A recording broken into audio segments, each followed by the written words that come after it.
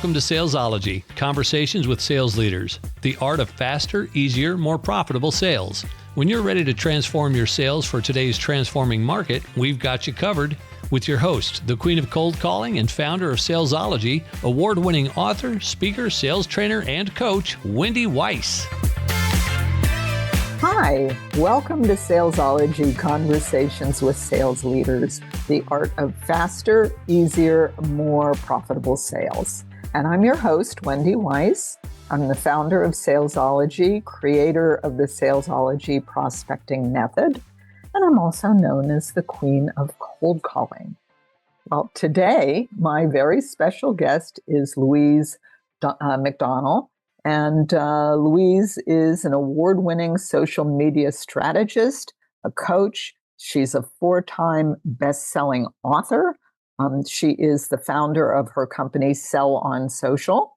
And Sell on Social is a media digital marketing agency and academy. And for the last 20 years, she's been helping coaches, consultants, business owners grow their businesses with fresh perspectives and innovative AI-powered tools. So welcome, Louise. Thank you so much. It's my pleasure to be here. Yeah, I'm so happy that you're here. And so let's begin at the beginning, where I always begin. How did you become an expert in social media? How did you end up starting your company, Sell on Social? What's the backstory? Well, thank you so much. That is a great place to start, actually. And I like answering this question because I don't know if this ever happens to you, Wendy, but this happens to me, and I'm going to be very honest with people. Sometimes there are some questions that people ask me which annoy me.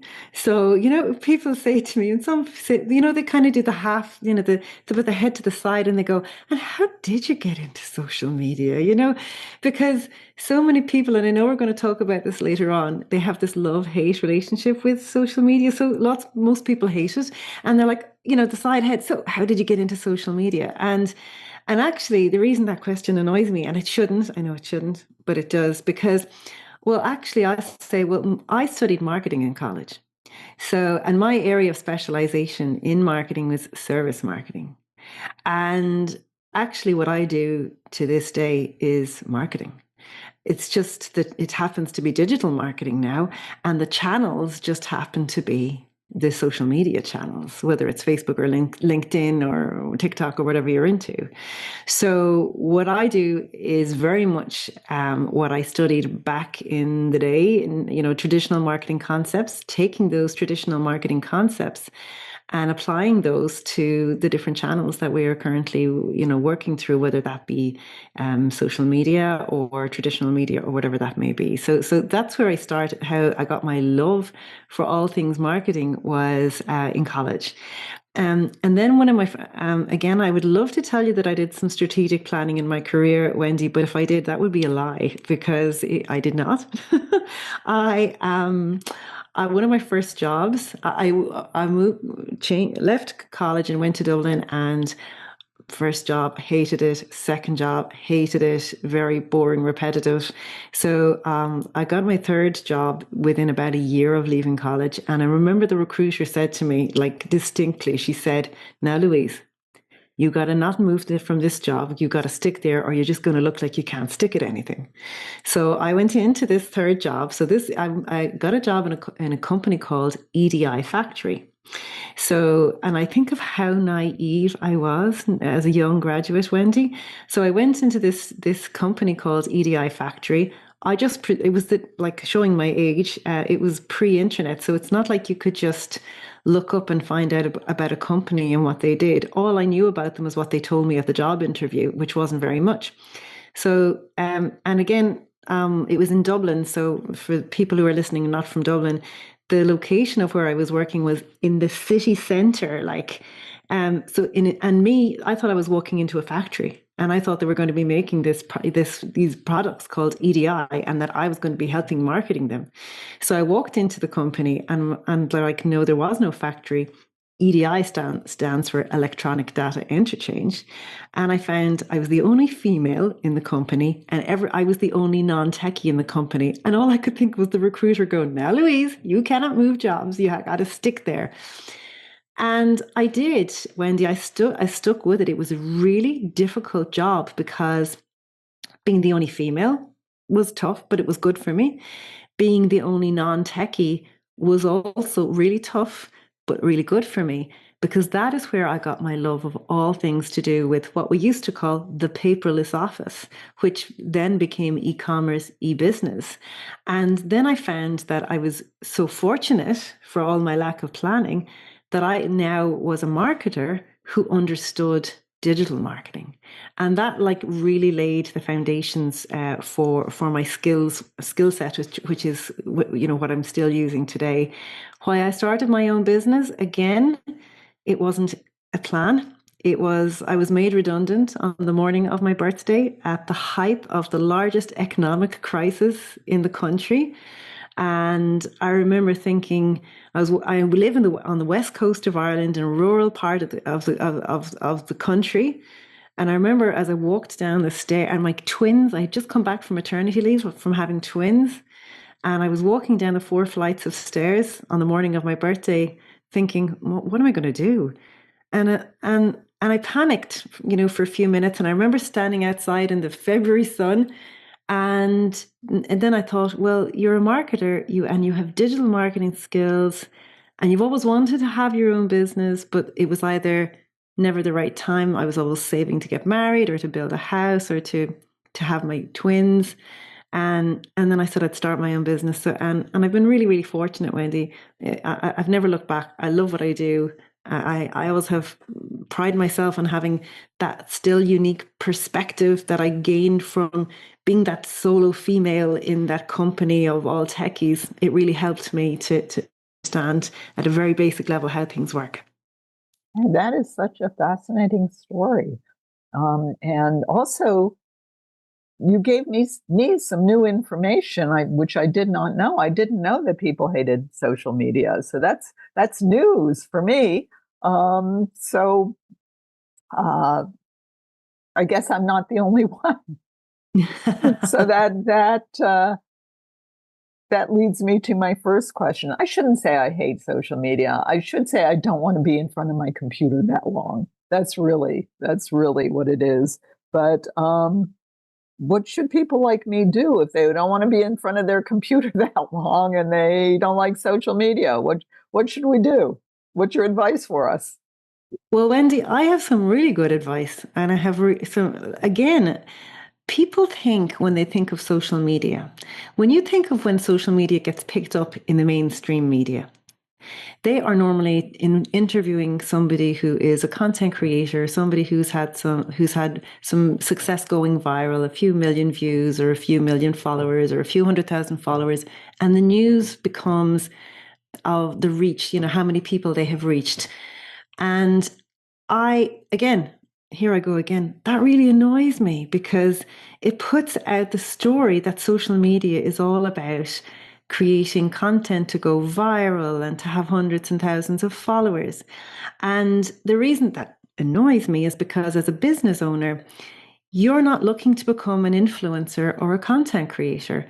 You want to use social media as effectively and efficiently as you can to get in, to spend some time there, because you do need to spend some time.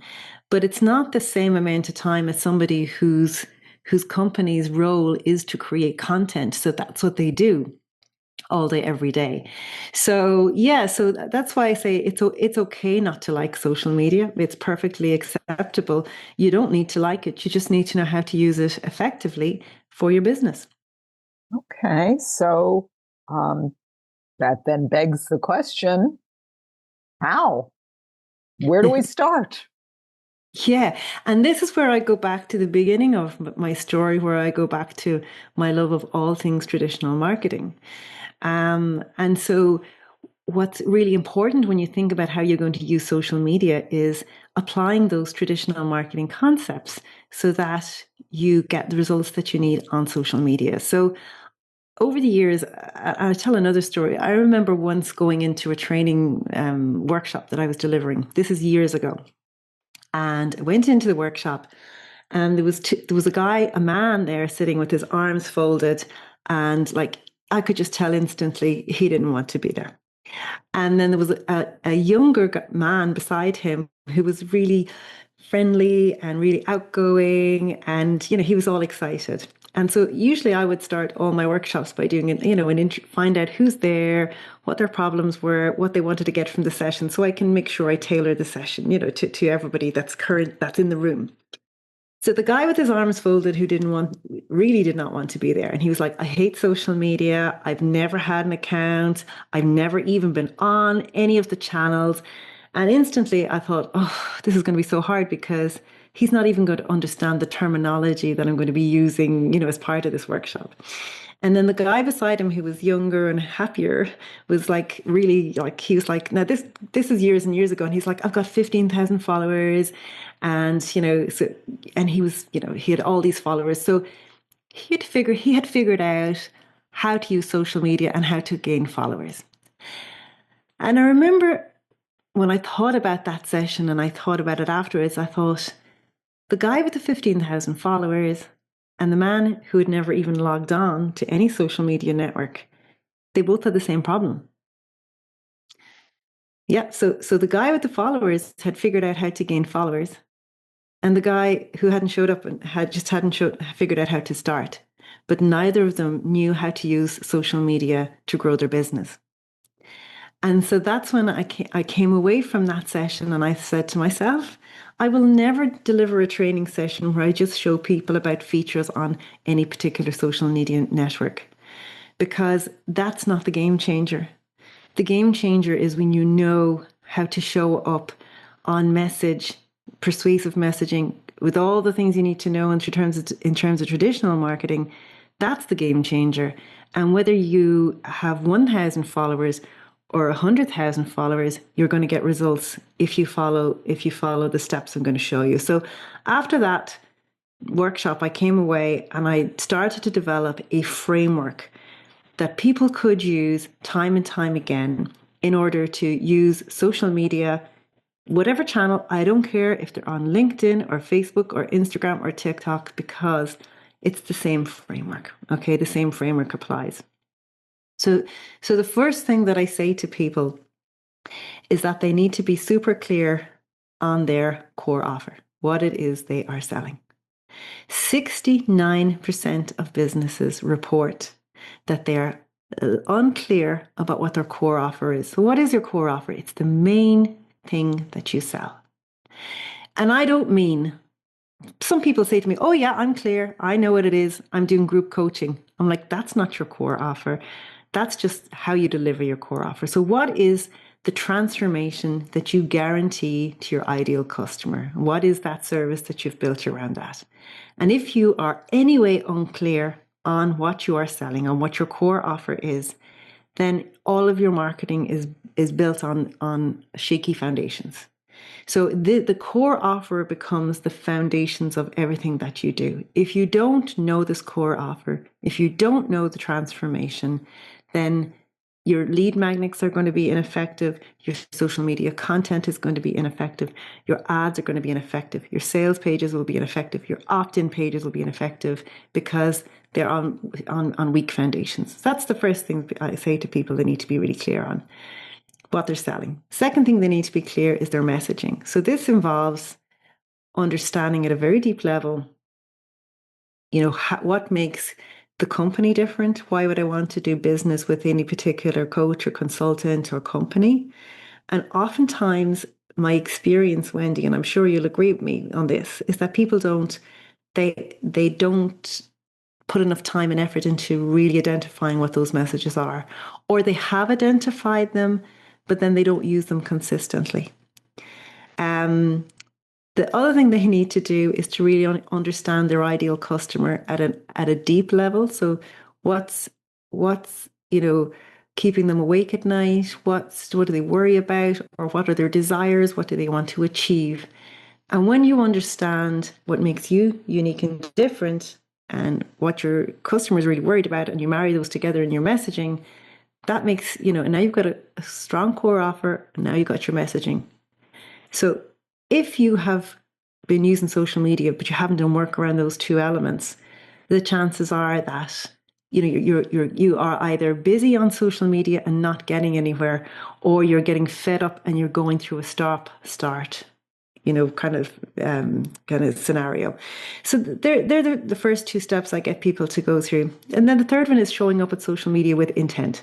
So it's not just showing up and creating content for the sake of it, but your content is very intentional.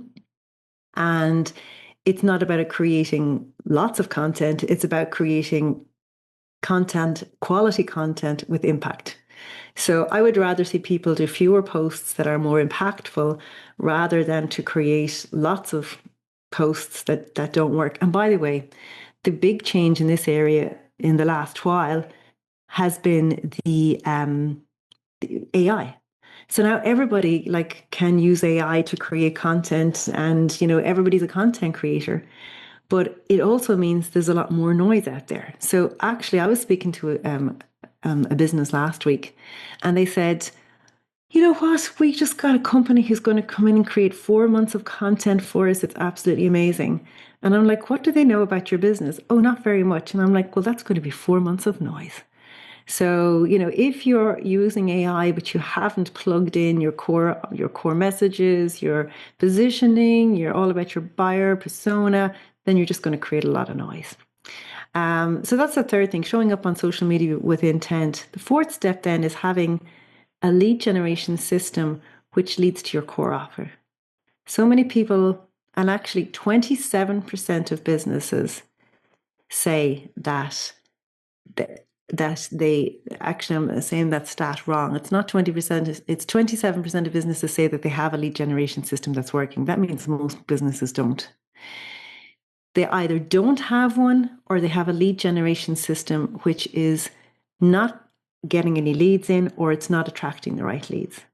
So without an effective lead generation system, you're going to just show up on social media, grow followers, but you'll never move those followers into a sales pipeline. You'll never get them off social media and having conversations with them, which is what you specialize in, getting them into those sales conversations. But you have to have a mechanism that you can automate to get those followers into your pipeline, and that's where the lead generation comes in. And the fifth step that I say to my in my coaching cohorts and in my business is that AI is there to power every single step of the way. So AI, not to create noise, but AI to make sure that your positioning is stronger, that your core offer is stronger, that your social media content is stronger. So use AI, but make sure that you're the driver and that AI is the co-pilot.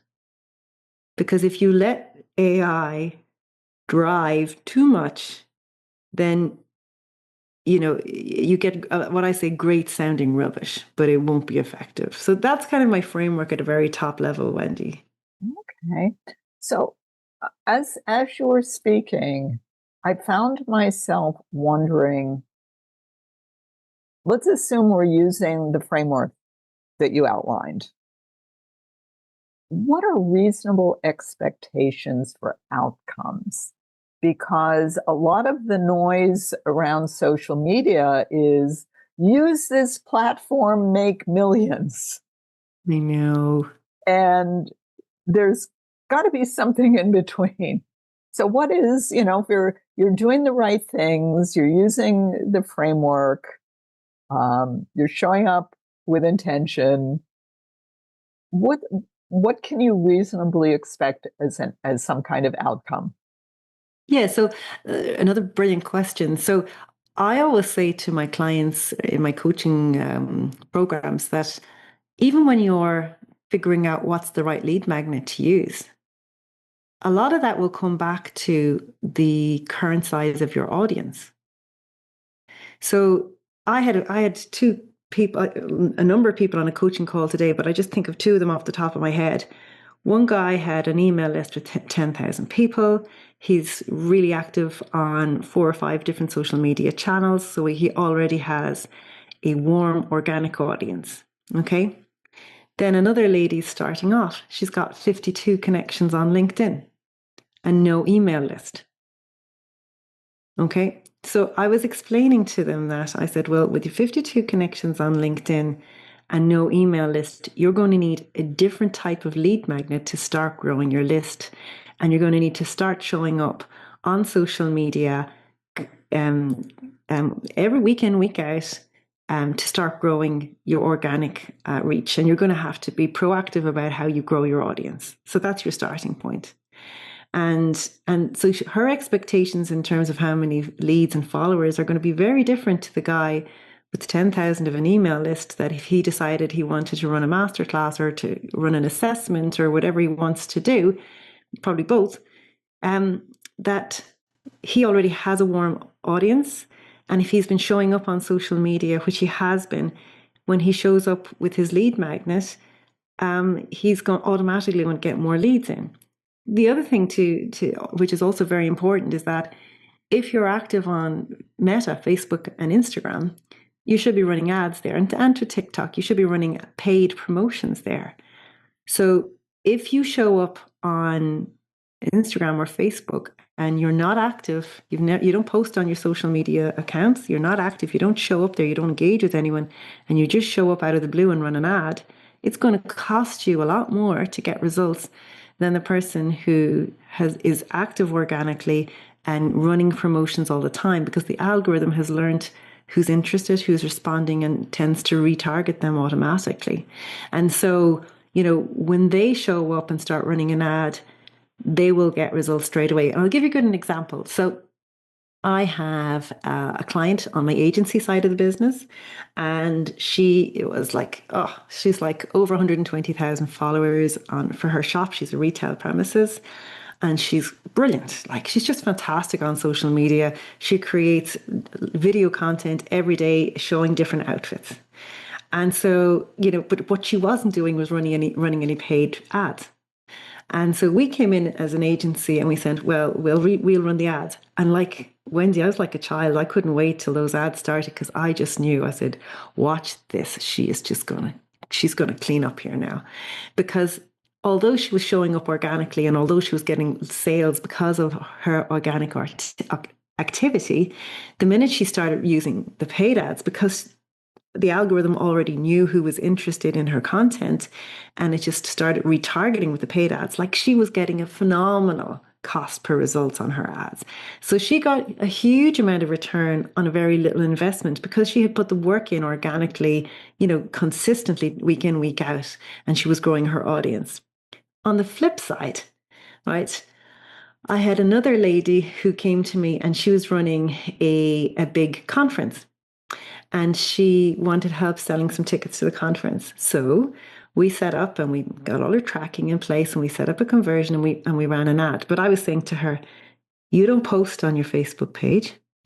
It's been months since you showed up there, which means you're not engaging, you're not at all there.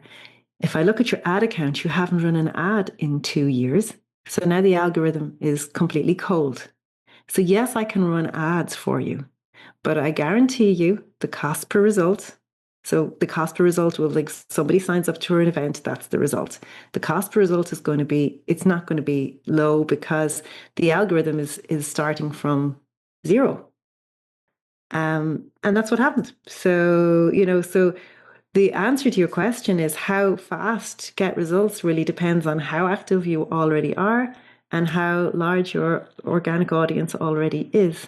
And then from there, you grow to past your organic followers to paid reach or whatever that may be to get more results. So I think what I'm hearing is step one is to be active before you start buying ads. Yeah, exactly. But also being active without having done the foundational steps that we talked a few minutes ago could just mean that sometimes you can be active but not effective. So it's about being active, effective, having impact, and then looking to be strategic about how you grow those followers into leads. So can we get a definition of the word lead? Because I know what it means to me as somebody that will pick up the phone and just cold call a prospect. I know what a lead means to me. But what does a lead mean in social media terms? So when I describe a lead is if somebody signs up to a lead magnet and they go on your list, they are a lead and you nurture them until they either unsubscribe or they buy from you. Okay.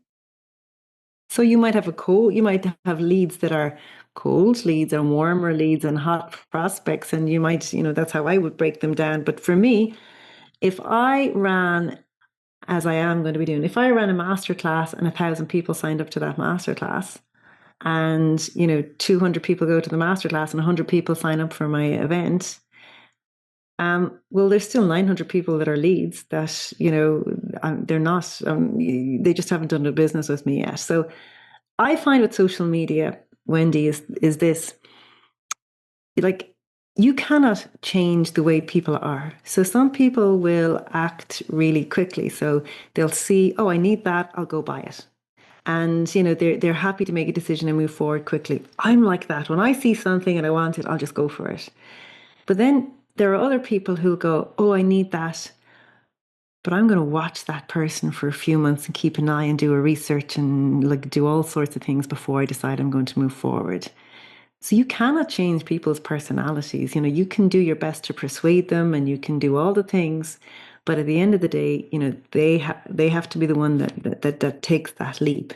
So when you're active on social media and running campaigns, you will always have the people who see you, love you, want to do business with you, and sign up and move forward straight away.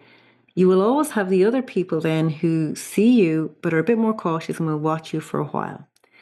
And then you will have other people who will see you and say, I think I need that, but I'm not ready yet. And so you always have your direct sales, you're going to have your indirect sales, and then you'll have your future sales. And so the key is that in your marketing, you need to be bringing in the fresh prospects, fresh leads all the time, so that you're nurturing them along till you get them to the stage that they're ready to buy. Okay. So I think that part of my question about the outcomes that one can expect, I think what I heard you say is a lead is like a suspect. Maybe they'll buy from you, maybe they won't, maybe they'll buy eventually. And that the outcome one can expect from social media is not necessarily conversion into a sale immediately, but rather it's that lead, that suspect, that individual that maybe right away, maybe at some point in the future, will buy from you, which is also my definition of the word lead. So I was wondering if I was hearing what you were saying. And actually, I like how you framed that, Wendy. I always say to people, if you're selling a product for $100, you can go onto social media and you can say to somebody, buy this product. And as long as you look like a real person in the real world and you look trustworthy and they get the confidence and they get all the reviews, they'll pretty much part with the money, if all those conditions are met. Now, if you're selling a service and it's a few $1,000s, you are never going to sell that service ever on social media. You're never. What you need to do, that's why it's so important that you create a lead generation system, because you need to give somebody an easy option to say yes. So it's usually something free or low cost. So it might be that free assessment or that free masterclass, or it might be a paid workshop that's a low ticket item. And then you bring them in and you nurture them. Because Wendy, and I know I don't have to convince you, you market online, but you sell offline. So when it's a high ticket item, you're always going to be using social media to find the leads. And then you nurture those leads towards a sales conversation. And depending on what you're selling and depending on how much it is, that will determine what that looks like. Okay, well, that makes sense. So we're on the same page. Yeah, absolutely. Yeah, so I know you have a gift for our listeners. So please, Louise, tell us about your gift. Yeah, so I'm running a free AI-powered social selling masterclass. It's coming up on the 18th of February, and it's a live masterclass. It will be about 70 to 80 minutes. In the masterclass, I'll be sharing with anybody who comes along how to use social media with AI to get faster, better results. And results, Wendy, for me, are not followers, it's money in your bank account. Well, I would have to agree with that. Money in your bank account. So we're going to put the link to attend Louise's masterclass. We're going to put that in the show notes. So as soon as you finish listening to this podcast, go to the show notes, click on the link, register for Louise's masterclass. You're going to be very glad that you did. I know I'm planning on attending. So, and Louise, if people want to connect with you, where is the best place to find you? So I really like hanging out on LinkedIn. You'll find me under Louise McDonnell on LinkedIn. Other than that, on the other social media channels, you'll find me under our brand name. Sell on Social M is actually Sell on Social Media, but Sell on Social M on the social media channels. Or if you want to check out my website, it's sellonsocial.media. Hey, and in case you didn't have time to grab a pen and write that all down, it's okay because we're posting all of Louise's social media and her website. It will all be in the show notes. So as soon as you finish listening to this podcast, go to the show notes, click on one of Louise's social media links, and connect with Louise McDonnell. And I want to thank our very special guest for really interesting conversation, really informative conversation on social media. Louise McDonnell, her company is Sell on Social Media. And you have, to our audience, you've been listening to Salesology, Conversations with Sales Leaders. And if you found value in listening to today's episode, then please think about one business owner, one entrepreneur, one sales leader, somebody that you know that you think would also find value in listening to this podcast. And please do share the link with them. And until we meet again, visualize yourself surrounded by cash, really big bills. You've been listening to Salesology, Conversations with Sales Leaders, the art of faster, easier, more profitable sales. Be sure to follow so that you don't miss a single episode. And while you're at it, please leave a rating and review and be sure to share it with your friends. Tune in every week for more exciting insights and wisdom on transforming sales. And until next time, visualize yourself surrounded by cash, very large bills.